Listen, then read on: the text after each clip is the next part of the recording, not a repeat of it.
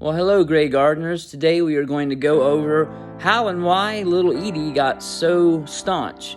And to do that, let's examine her life and things that stand out.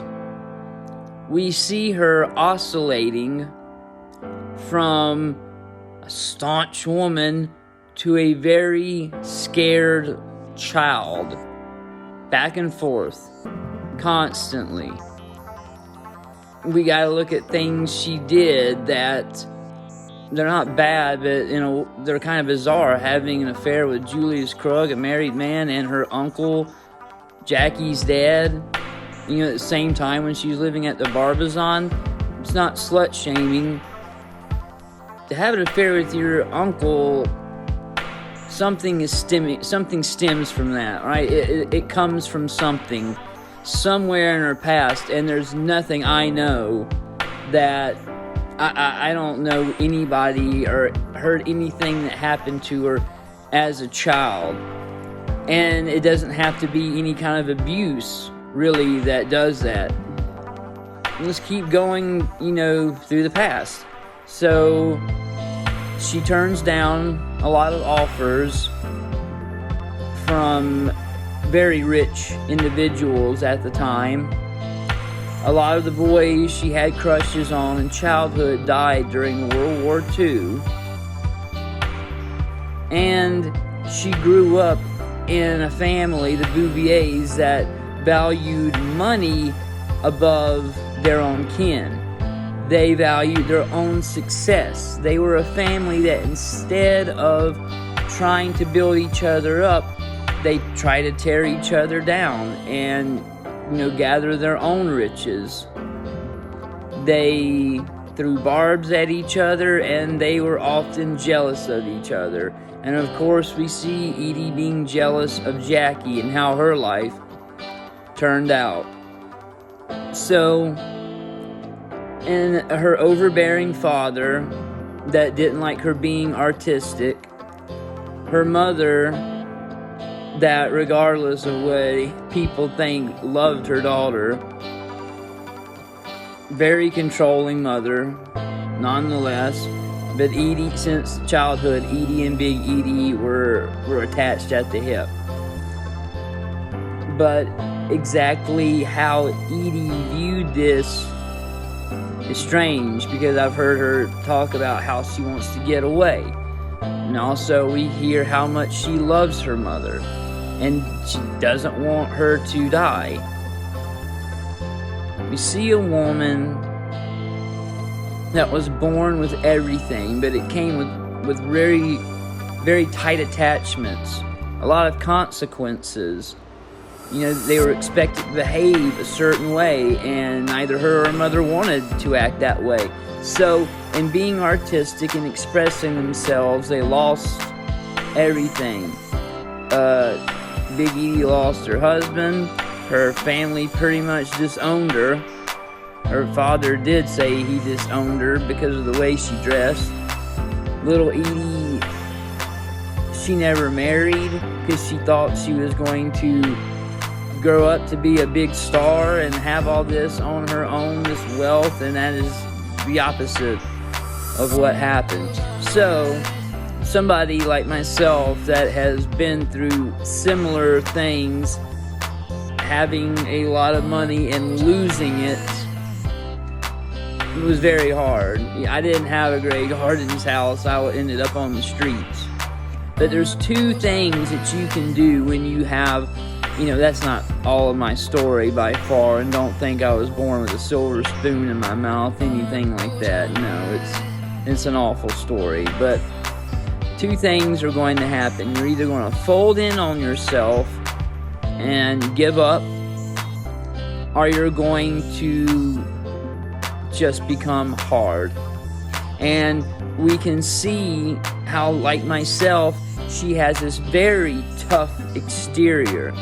She screams at people when she thinks that they are saying something wrong. She derides the very people that are there to help her because she's mad she has to have help, is what I gather. But inside, like myself, we see a very scared person, someone that has been beaten down by life and is very scared and anxious about the future, about what's going to happen. And you build this tough exterior. But also, it's not just a tough exterior. It is an absolute will to live. It is a staunchness that no matter what life is thrown at you, no matter how hard it beats you down, you are not going to give in and let it win, right? You're going to be staunch.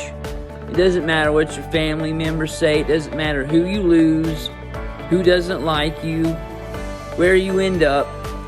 You are going to keep slugging on, putting one foot in front of the other and doing it every day. And of course, there are days where you want to cry like a child. Of course, there are days where you're scared and you don't know what to do. But her life, like mine, that's kind of what you have to do, because I've seen other people, they die out on the streets because they lose their will to go on. They end up in mental institutions, nursing homes, or they end up in some sham marriage or with some horribly abusive spouse because they become codependent. Codependent may be a term that was phrased or coined by the wife of AA founding member, but it is a reality in that sometimes we latch on to people because we don't fulfill ourselves. We don't feel like we're a complete person. Something has happened where we've lost our self-esteem. Being staunch and self-esteem and self-love are two different things. Staunch is just having that will to go on, but we can see where she's second-guessing herself.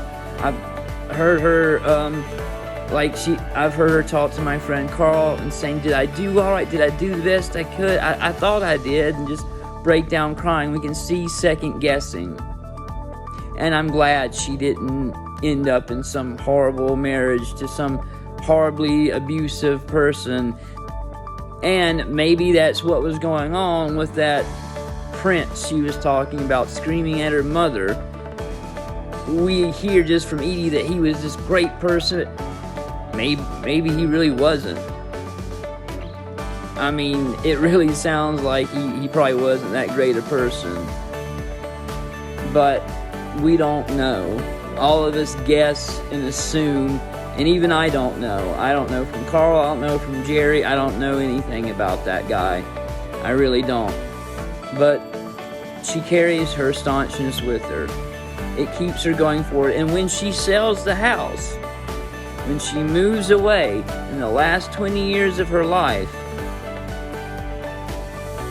well, she gets a little piece for her staunchness, right?